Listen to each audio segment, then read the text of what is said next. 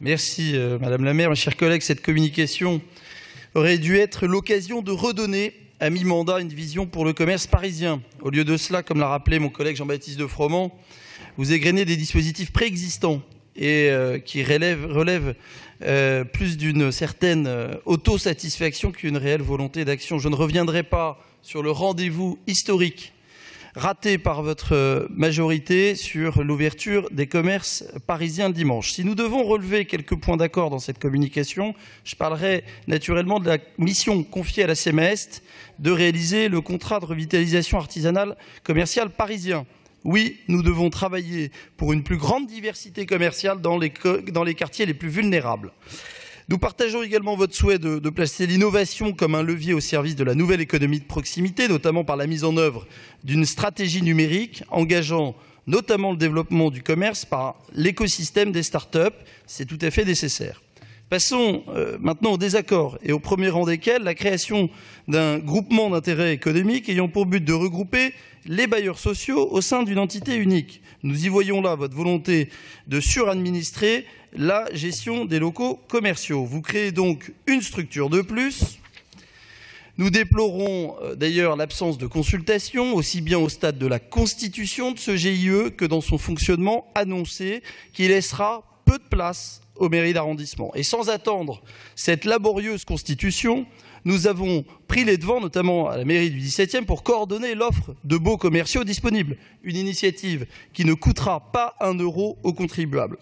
Contrôler sans contre-pouvoir effectif l'attribution de locaux commerciaux relevant des bailleurs constitue l'autre versant de votre politique d'attribution de logements sociaux qui conduit à une ghettoisation des populations. Ce GIE renforcera par sa capacité de décision d'investissement son budget colossal, en définitive, votre mainmise sur les structures et sur les partenaires associés que sont les bailleurs sociaux de la ville qui connaissent le terrain. Il y a des points dont vous vous félicitez et qui ne reflètent pas la réalité vécue par certains commerçants, et notamment votre éternelle satisfaction sur les délégations des marchés alimentaires. On ne peut pas dire que votre gestion des attributions de ces délégations ait été exemplaire. Peu de concurrence, peu de renouvellement et au final, peu de modernisation et d'attractivité. La création d'un marché de soirée, l'opération zéro sac plastique, ne relèverait pas de la gadgetisation si la propreté ou la rénovation patrimoniale des 80 marchés alimentaires de la capitale était pleinement assumée par votre majorité. Que font, dans votre communication globale censée donner une vision étayée de votre stratégie, 5 paragraphes sur la cuisine de rue? Certes, ce sujet est important, mais pourquoi n'y a-t-il pas alors un paragraphe sur l'ébénisterie ou sur les fleuristes, par exemple? Où sont, par exemple, par conséquent, les grands équilibres, les grands changements, la véritable vision pour le commerce de Paris sur 10 ou 15 ans? Aucune référence au commerce de bouche qu'il faut soutenir plus fortement. Formation, transmission, implantation devraient vous mobiliser pour faire revenir poissonniers ou bouchers. Vous soutenez et vous souhaitez soutenir et renforcer la vitalité commerciale de Paris, mais vous occultez bien malheureusement des points essentiels qui sont les déterminants de l'environnement d'un commerce et de sa capacité ou non à se développer. Je veux parler de l'environnement urbain et fiscal, déterminant important pour la soutenabilité économique d'un commerce, sa capacité à travailler dans de bonnes conditions. Que ce soit sur le plan de la fiscalité, de la sécurité ou des aménagements de voirie et de la propreté, ces sujets sont totalement absents. Sans doute êtes-vous quelque peu gênée, Madame la maire. Ces résultats sont-ils si mauvais qu'ils doivent être tus? Vos résultats en la matière se passent bien en effet de toute publicité, tant ils sont éloquents. En effet, en 2015, la taxe de séjour a connu une croissance de 40%, augmentant pour les touristes qui sont en séjour à Paris de manière sensible.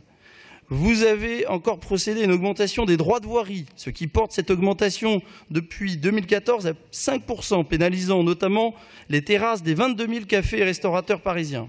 Cette trajectoire fiscale, malheureusement, et c'est quelque part l'un des mots les plus graves de votre politique, se fait toujours sans aucune concertation avec les représentants des professionnels et des élus. Pourtant, Concernant les augmentations de taxes que vous menez, vous nous direz que c'est la faute de l'État, qui baisse notamment la dotation générale de fonctionnement. Madame la maire, quand un commerçant rencontre son comptable pour faire le bilan de ses perspectives financières et que celui-ci ne sait pas sur quel pied danser fiscalement, parce qu'il n'a pas connaissance ou parce qu'il a peur d'une augmentation de telle ou telle taxe parisienne, cela obère durablement sa capacité à se projeter dans l'avenir. Vous ne pouvez pas d'un côté affirmer vouloir soutenir et développer le commerce parisien sans agir sur les déterminants, notamment fiscaux, de l'activité commerciale. Votre politique est gage d'instabilité pour les commerces à Paris. J'en arrive à un deuxième déterminant, le contexte urbain. Qu'en est-il en effet de la propreté, de la voirie, de la sécurité quotidienne des quartiers parisiens? Là encore, votre communication ne dit mot.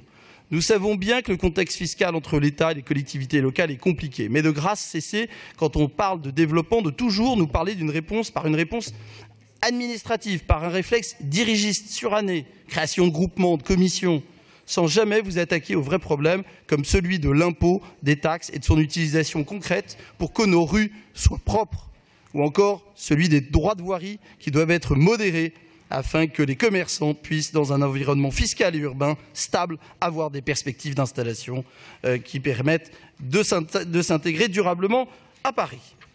Néanmoins, et ce n'est qu'un aspect du problème, administrer les commerces à Paris, notamment par le biais d'un GIE, pourrait être intéressant. Mais encore faut-il que celui-ci soit ouvert et à la main des élus d'arrondissement.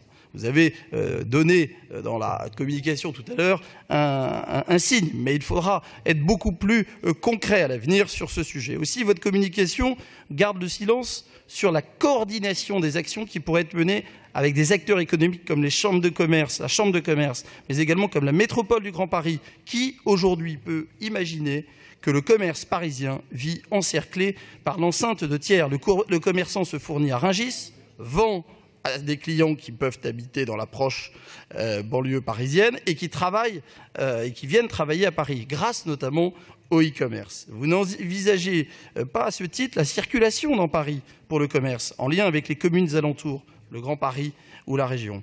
Qu'avez-vous fait en la matière? Vous avez fermé des berges unilatéralement sans proposer d'alternative aux commerçants parisiens. Cette non-concertation, Madame la maire, produit un mécontentement des commerçants parisiens, car vous ne voyez que votre territoire, alors que Paris est bien plus large. Vous manquez donc d'ambition, mais cela n'est pas nouveau et se vérifie dans beaucoup de domaines. Ce qui est préoccupant ici, c'est que vous ne ciblez pas, et j'en ai donc parlé, toutes les composantes du développement commercial. Vous ciblez des aspects importants, comme la disponibilité des locaux commerciaux, mais vous omettez de contextualiser votre politique de développement commercial à l'aide des déterminants cruciaux comme la fiscalité et l'environnement urbain. Je vous remercie.